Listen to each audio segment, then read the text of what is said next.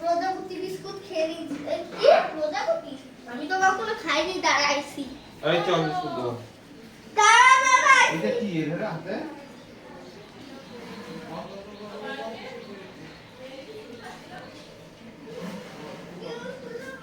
আরে দাঁড়া মা আসুক, মা তার জন্য পাবো।